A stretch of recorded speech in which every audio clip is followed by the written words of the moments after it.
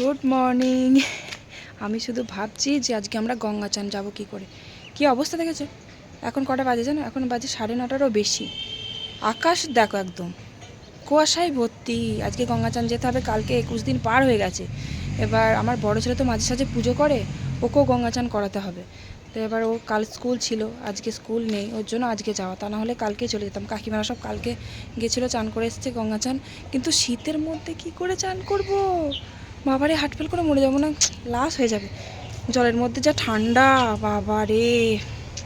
আমার বড় ছেলের যা শীত কাতুরে, ও গঙ্গাচান করবে কি করে আমি সেটাই ভাবছি। কিন্তু ও যে পুজো করে, গঙ্গাচান তো করতেই হবে, কিছু করার নেই। মা বলছে গঙ্গার জল মাথায় দিয়ে দাও, দরকার নেই, গঙ্গাচান করেই আসবে। আমি এলাম ছাদে, আমার কিন্তু ভাত বসানো হয়ে গেছে, সব কাজ হয়ে গেছে। 9:30 বেশি বাজে। কাজ কমপ্লিট করে আমি কিন্তু ভাতটা বসিয়ে দিয়ে আসলাম, চাল টাল ধুয়ে দিয়ে এসেছি। ছাদে এলাম, অনেক জামা কাপড় কেচেছি, সব কিন্তু মেলতে হবে, কিন্তু এখন মেলবো না। ছাদে এলাম আমি কাঁচি আর থালা নিয়ে ধনে পাতা কাটতে। মাছ এনেছে, মাছটা ঝাল করবো, তো ধনে পাতা আজকে নেয়নি, তাই আমার এই ধনে পাতাগুলো সব পেকে যাচ্ছে, কেটে ফেলি। কি ঠান্ডা, লাল লাল হয়ে যাচ্ছে কেন কে জানে, কেটেই ফেলি। বাবারে, এইটুকুনি লাউ গাছে আবার লাউ ধরেছে, মাচা খুলে ফেলে দিয়েছে, লাউ গাছ হয়েছে। বাবারে কি ঠান্ডা। আজকে কাল থেকে পুজোটা করা যাবে, আজকে রান্না বান্না করে তারপরে ধুয়ে মেজে যাবো গঙ্গাচান। আজকে যদি মা করে পুজোটা করবে, কারণ খাওয়া দাওয়া হয়ে যাবে, তো কাল থেকেই করা হবে। প্রচুর ফুল, কি সুন্দর দেখো, এদিকে আছে ওদিকে আছে, সব কটা গাছেই ফুল আছে। কিন্তু কুয়াশা, এই ঠান্ডায় গঙ্গাচান করবো কি করে সেটাই বুঝতে পারছি না। এই ঠান্ডার মধ্যে ভাল লাগে। লাল লাল হয়ে গেছে কেন কে জানে।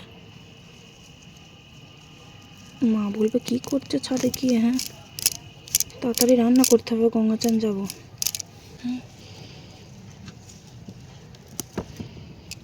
এক সাইড থেকেই তুলবো, এই তুলি। মাছের ঝালে দেবো আর একটু ডালে দেবো, আর কিছু তো লাগবে না। পালং শাক চচ্চড়ি হবে, আবার সেই কাঁচা টমেটো আছে, কাঁচা টমেটোর তরকারি হবে। একদিন মাঠে গিয়ে দেখাবো কি সুন্দর আমাদের সবজিগুলো, অনেকদিন যাওয়া হয়নি তো।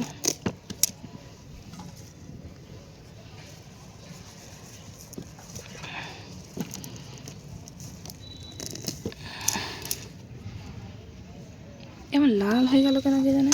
কি সুন্দর সবুজ থাকবে তবে তো ভালো লাগবে। খেতেই হয়ে যাবে, অনেকগুলোই আসছে তো। ব্যাস ব্যাস, মাগো। টমেটোর ফুলগুলো এখনো ধরেছে। ওই যে দেখা যাচ্ছে কি জানি না, এই যে ফুটেছে। না পালাই বাবা। ধনে পাতা জানো তো আগে তরকারিতে খেতাম না, এখন আবার ধনে পাতা সমস্ত তরকারিতে আমার ভীষণ ভালো লাগে। যেমন মাছের ঝালে, মাংসের মধ্যে, ডালের মধ্যে। আগে তো একদম ধনে পাতা খেতাম না, শুধু খেতাম, মানে খেতাম না বলা ভুল, খেতাম, তবে ধনে পাতা বাটাটাই খেতাম। ধনে পাতা যে তরকারিতে দিলেও এত সুন্দর স্বাদ হয় সেটা কিন্তু জানতাম না। তাই জন্য ধনে পাতা এখন মানে এত ভালোবাসি, আমি কি বলবো। আমি বাড়িতেই গাছ লাগিয়ে দিয়েছি, আর এক জায়গায় বীজ দিয়েছি, সেগুলো এখন ছোট ছোট বার হবে, ওগুলোও হবে, ঘন হয়ে বেরিয়েছে ওগুলো আবার। আর এটা তো পেকে পেকে যাচ্ছে, লাল লাল হয়ে যাচ্ছে, আমি ওই জন্য গোড়া শুদ্ধ তুলে ফেললাম। আর যদি সবুজ থাকতো না, ঝাড় হতো, তাহলে ওই ডগাগুলো কেটে নিলে আবার বার হতো, তাই জন্য সব গোড়া শুদ্ধই তুলে ফেললাম। আর ওই যে বললাম আজকে গঙ্গাচান যাব, কি করে যে গঙ্গাচান যাব ভগবানই জানে। কি ঠান্ডা লাগছে। ভাবলাম কালকে খুব ভালো রোদ উঠেছিল, কালকে তো যেতে পারলাম না, বড় ছেলে স্কুলে গেল বলে, কারণ ও গঙ্গাচান যাবে, বললাম না পুজো করে, ওর জন্য ওকে গঙ্গাচান নিয়ে যেতে হবে। কালকে এত সুন্দর রোদ হয়েছিল, আজকে আবার এত কুয়াশা, কি করে যে গঙ্গাচান যাব সেটাই ভাবছি। রোদ না হলে কি যাওয়া যায় বলো তো। যাই হোক, তো নিচে এলাম, ভাত তো বললাম বসিয়েছি অনেকক্ষণ আগেই, আর মাছ এনেছে, এই যে মাছটা এখনও ধোয়ার টাইম পাইনি, মাছটা ধোবো। আর একটা বেগুন পোড়াতে দেবো, ওই যে সব দিন তো বেগুন পোড়ানো হয় না, আজকে বেগুন পোড়াতে দেবো। আর বেগুনটা গোটাই পোড়াবো, বেশ ভালো বেগুন হলে না গোটা পোড়ালে খুব ভালো হয়। আর আমার উনুনের ভেতর যে আগুন হয় না, ওই আগুনের মধ্যে বেগুন পোড়ালে কি ভালো হয় সত্যি বলতে। কি বলো তো, গ্যাসের মধ্যে বেগুন পোড়ালে একরকম হয়, মানে পুরো ধরো লম্বা বেগুনটা পুরোটা তো পোড়া যায় না একভাবে, ওটা সেই একদিকটা পড়ে একদিকটা পড়ে না দিয়ে সে কত সময় লাগে। আর সত্যি বলছি মানে কয়েক মিনিট লাগে ওই উনুনের মধ্যে বেগুন যখন আমি ভরে দিই এত আঁচের মধ্যে, কি দারুণ হয়। আর বেগুন মানে একটু ভালো বেগুন নিয়ে আসতে হবে, আর বেগুনটা জাস্ট চিড়ে দিলে হবে না, বেগুনটা একটু হালকা করে ফুটো করে দিতে হবে। একটা স্পোক দিয়ে ফুটো করলে খুব ভালো হতো, মানে ওই শিকগুলো আর কি। তো ওটা সরু সাইকেলের যে স্পোকগুলো হয় ওগুলো আছে, এবার আমাদের সাইকেলের দোকান আমাদের তো থাকবেই। তো কি আবার নিয়ে আসছে, আমি এবার খুন্তির পিছন দিয়ে, খুন্তিটা সেই ভেঙে গেছে না, ওই পিছন দিয়ে একটু একটু করে ফুটো করে দিলাম। এইভাবে গোটা গোটা বেগুন পোড়ালে পোড়ানোটা খুব ভালো হয়, খেতেও দারুণ লাগে বেশ। যদি পোকা থাকে তখন মাখার সময় একটু দেখে নিলেই হবে, পোকা থাকবে না, যদিও বেগুনটা ভীষণ ভালো। যাই হোক, তারপরে যে পালং শাক এনেছে, পালং শাকটা দেখেছো কত লম্বা হয়েছে, সবই আমাদের জমির পালং শাক, কি বড় বড় হয়েছে, লম্বা ঠ্যাং ঠ্যাং হয়েছে, আর কি সুন্দর শীষ বার হয়েছে। আর টমেটো এনেছে, বললাম টমেটোর তরকারি হবে, টমেটোগুলো কি তাজা দেখেছো কত সুন্দর, সব কিন্তু দেশি টমেটো। দেশি টমেটোর মধ্যে আর হাইব্রিড টমেটোর মধ্যে কি ফারাক বলো তো? দেশি টমেটো কিন্তু ভীষণ টক হয় আর ফলন কম হয়, আর হাইব্রিড টমেটো কিন্তু ফলন বেশি হয় কিন্তু টকটা কম হয় আর খোসা খুব মোটা হয় আর অতটাও টেস্ট হয় না। আর দেশি টমেটো কিন্তু ফলন মানে ওই হাইব্রিড টমেটোর মতো অত বেশি হয় না, কিন্তু টেস্ট খুব ভালো হয়। আর ছাদে যে গাছটা দেখলে টমেটো গাছ, ওটা কিন্তু হাইব্রিড, আমাদের বাজার থেকে একবার টমেটো নিয়ে এসেছিলো, সেই টমেটোর বীজ আর কি আমি বার করে ওই ফেলে দিয়েছিলাম মাটিতে ছাদে, ওখান থেকে চারা বেরিয়েছিল, চারা বেরোনোর পর আমি তুলে তুলে আবার আলাদা আলাদা জায়গায় বসিয়েছি। ওর জন্য ওটা হাইব্রিড, মানে আমাদের মাঠেরগুলো হচ্ছে সব দেশি, ওগুলো সব আলাদা চারা কিনে নিয়ে এসে বসানো হয়েছিল।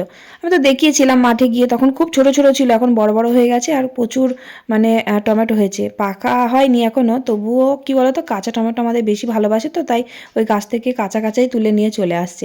আজকে আমার বরকে বলেছিলাম যে কাঁচা টমেটো যখন নিয়ে আসবা তাহলে যদি চুনো মাছ পাও তাহলে চুনো মাছ নিও, কিন্তু পাইনি, চুনো মাছ পাইনি, বড় মাছই নিয়েছে। চুনো মাছ পেলে দেখতে এত সুন্দর করে টেস্টি করে রান্না করতাম না, মানে চুনো মাছ দিয়ে টক তরকারি জাস্ট ফাটাফাটি লাগে, কি টেস্টি হয়। তো চুনো মাছ পাইনি আর কি করা যাবে, শুধুই করলাম।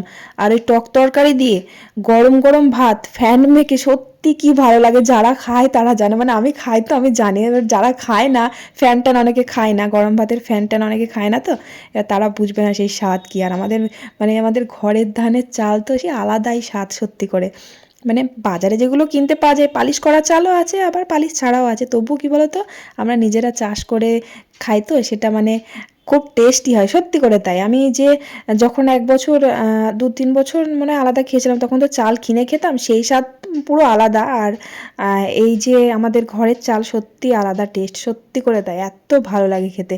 আর ওই মোটা চালের ভাত কিন্তু দেখতে খারাপ লাগে কিন্তু খেতে অসাধারণ, সত্যি বলছি। সরু চালের ভাতও ভাল লাগে, কদিন ওই সরু ধানটা ভাঙিয়ে এনেছিল, দিয়ে আমার ভালো লাগছিল না, এবার নতুন নতুন উঠেছে তো, দিয়ে চালটা না মানে টেস্ট লাগছে না ভাতটা, সরু চাল কিন্তু এটা পুরনো হয়ে গেলে ওটা ভালো লাগবে খেতে, তাই ভাবলাম যে মোটা চালটাকে খেয়ে নিই, তারপরে ওটা পুরনো হয়ে যাবে তখন না হয় ওটা খাওয়াবে, তাই ওটা এখন আর খাওয়া হয় না, মোটা চালের ভাতটাই খাই। ওই মোটা চালের ভাত আর এরকম টমেটোর তরকারি ফ্যান মেখে জাস্ট ফাটাফাটি লাগছিল। আর ওই যে কড়াইটা দেখলে, ওই কড়াইটা না আমি মাটি দিয়েছিলাম 2টো নুনে রান্না করে নেবো বলে তাড়াতাড়ি করে, কিন্তু কাটাই হয়নি, দিয়ে ওই একটার মধ্যেই হয়ে গেছে, বেকার বেকার মাটি দিলাম। যাই হোক, রান্না কিন্তু আমার হয়ে গেছে। আর ওই যে রান্না করলাম, মাছের ঝাল করলাম আর টমেটোর তরকারি আর পালং শাক চচ্চড়ি আর একটু মুসুর ডাল করলাম। আসবে সেটাই চিন্তা করছি।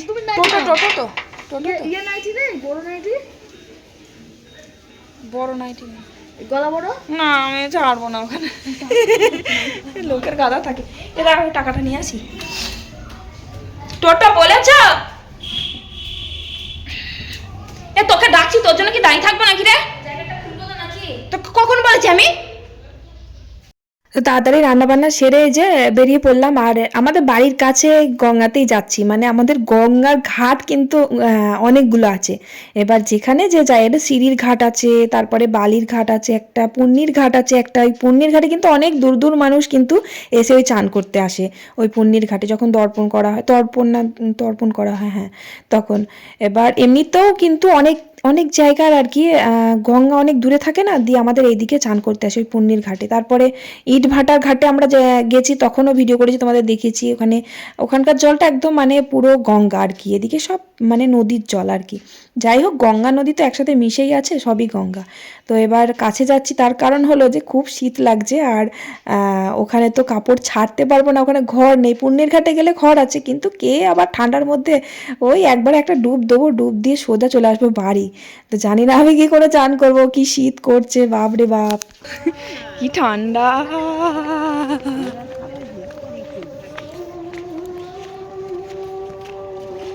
ঠান্ডা জলে শীতকালে চান করলে নিউমোনিয়া হয়ে যাবে। এটা সাঁতার কাটছে, আবার শীত সাঁতার কাটছে গো, ঠান্ডা না বাবা, তোমাকে দেখে আমার শীত করছে গো।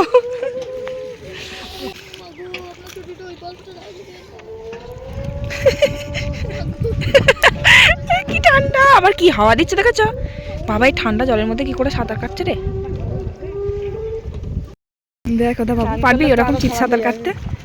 এই ঠান্ডার মধ্যে চিৎ সাঁতার কাটতে পারবি? কিরকম সাঁতার কাটছে দেখ, চিৎ সাঁতার। তো মাম্মাম পালি নিচ্ছে, বাবু যা কাঁপছে। এ তাড়াতাড়ি ঝপ করে চানটা কর, শীত করবে আরো। কি করে ডুব মারবে সেই চিন্তা করছে।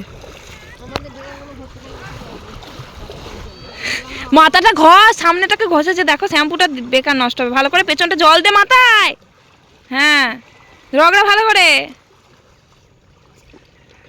দে, ডুবটা দে। যাচ্ছে, হয়েছে হয়েছে হয়েছে, পালিয়ে কি করছে? শীত লাগছে আর নেকলি কামছে না, শীত করছে না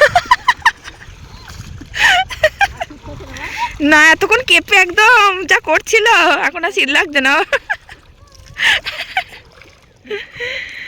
হয়েছে হয়েছে। সত্যি জলে নেমে আমি বুঝতে পারলাম কি ঠান্ডা, ও যে কি করে ডুব দিচ্ছে এতগুলো, বাপ রে বাপ কি ঠান্ডা, বরফ বরফ, পুরো মনে হচ্ছে বরফের জলের মধ্যে এলাম। আর সত্যি কথা বলতে পুকুরে ডুব দিয়ে চান করাটা না বহু কাল আগে ছিল। আমাদের বাড়ির পিছনে যে পুকুরটা আছে ওই পুকুরে খুব চান করেছি, শীতকাল বলো গরমকাল বলো ডুব দিয়ে চান করেছি, তখন একটা অভ্যেস ছিল। এখন সে অভ্যেস কি আছে নাকি, তাই যে এবার এতদিন পরেই শীতকালের মধ্যে মানে কি বলবো, সত্যি মানে খুবই ঠান্ডা বরফের মতো।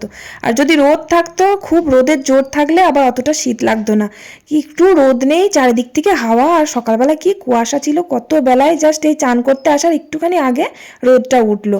আর এদিকে আমি পকেটে করে খুচরো পয়সা এনেছি টোটো ভাড়া দেবো বলে, আমার মনে নেই, আমার এই নাইটির পকেটে করে দিয়েছে, জলে নেমেছে ভিজে গেছে, দিয়ে ওই শ্যাম্পুর কোটোটা পকেটের মধ্যে রাখতে গিয়ে দেখছি আমার পকেটে টাকা ভিজে গেছিলো, আবার রোদে দিয়ে দিল। যাই হোক,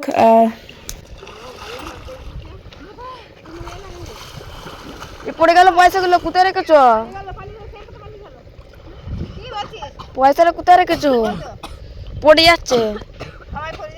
জলে একবার ডুব দিয়েছি, ডুব দিয়ে আমার কাশি শুরু হয়ে গেছে। একবার ডুব দিতে নেই, দুবার দিয়েছি, আর এর থেকে বেশি দেওয়ার ক্ষমতা ছিল না সত্যি করে। তারপরে আবার চুলের ফ্যানাগুলোই আমার যায়নি।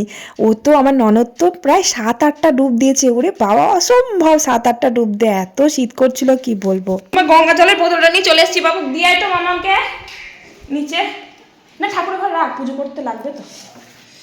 আমি এবার নিচে পাঠাতে পারছি, কি ঠান্ডা, জল যেমন ঠান্ডা। উফ, শীতকালে গঙ্গা চান মানে খুব কষ্টকর। আমার ছোটটা কোথায় গেল কি জানি, দেখি। ও মা, মরে গেলাম। শীতে কাঁপুনি জ্বালায় আজকে ছাদে চলে এসেছি ভাত নিয়ে, সবাই মিলে ভাত খাবো ছাদে আজকে। মাও ভাত নিয়ে চলে এসছে, সত্যি করে খুব শীত লাগছিল। আর গুবলুকে খাইয়ে দিয়েছি, ও ঘরে ঘুমিয়ে পড়েছে।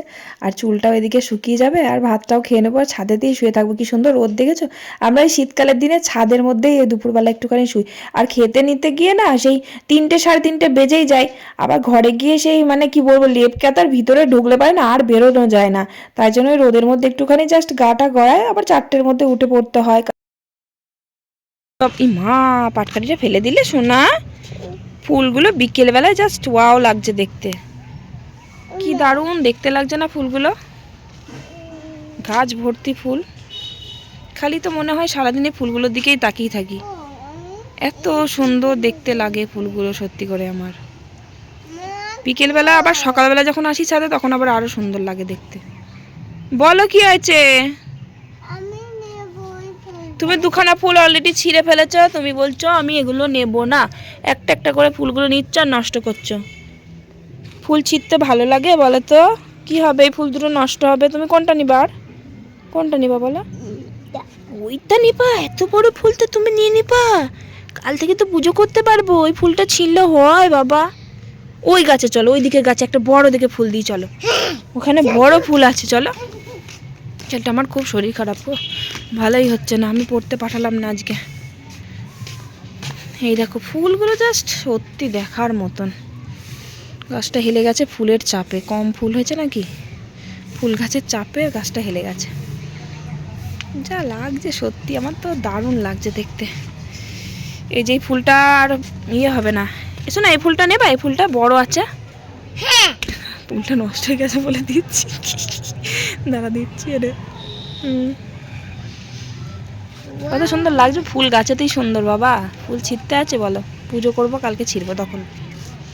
কি সুন্দর লাগছে, এত ফুল হয়েছে, হাড়ে করে ফুল হয়েছে। হ্যাঁ বাবা,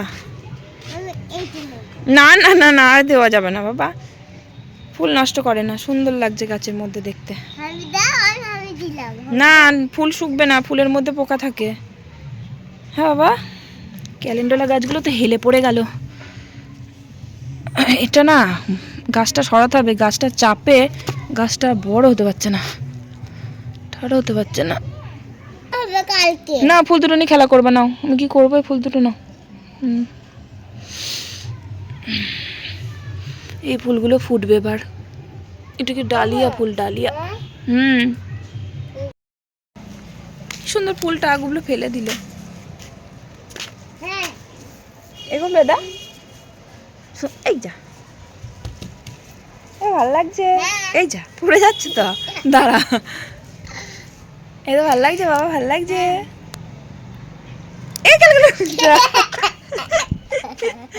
এক মাস পর মনে হচ্ছে সন্ধে দিচ্ছি, 21 দিন পরই দিচ্ছি। 21 দিন পর বলতে কালকে 21 দিন হয়ে গেছে, আজকে হচ্ছে 22 দিন, মানে 22 দিন পর সন্ধে দিচ্ছি আজকে, মানে ভালো করে আর কি সন্ধে দিচ্ছি। ঠাকুর ছোঁয়া যাচ্ছিল না না, যাই হোক। আর আমার গুবলুর শরীর খারাপ খুব, বললাম খুব শরীর খারাপ ওর জন্য ওকে পড়তে পাঠাইনি, ঘরেতেই বসে আছে। আর ওই যে বললাম কিচ্ছু খেতে পারছে না, কোনো ভাত বা দুধ খাওয়াচ্ছি তাও খাচ্ছে না, বিস্কিট বা কিচ্ছু খাচ্ছে না, কিচ্ছু না। তো নিজে মুখেই বললো মা আমি একটু মাংস খাবো। এবার পেট খারাপ করেছে, সেই জন্য ওকে মাংস তো খাওয়াতে পারি না, সেই জন্য ভাবলাম স্যুপ করে খাওয়া এবার। তো এবার ওর বাবাকে বললাম বিকেলবেলা তুমি দোকানে যাও, গিয়ে একটু মাংস আগে এনে দাও, খাবো যখন বলেছে তাড়াতাড়ি করে রান্না করে দিই যাতে ও খায়, পেটটা যাতে ওর ভরে। তো এবার শুধু তো আর নুন তেল দিয়ে সেদ্ধ করে দিলে তো খেতে পারবে না, আষ্টে গন্ধ লাগবে। তাই খুব সামান্য আর কি 2 কোয়া রসুন দিয়েছি, আর একটু সামান্য আদা দিয়েছি।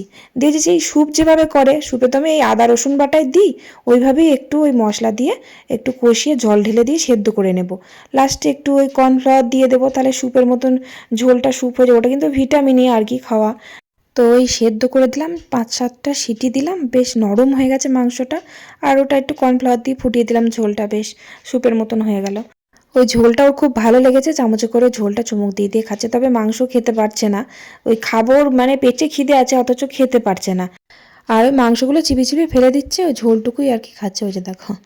যাই হোক চলো, ভিডিওটা এখানেই শেষ করলাম, ভালো লাগলে একটা লাইক করে কমেন্ট করে দিও। চলো আজকের মতো টাটা, বাই বাই।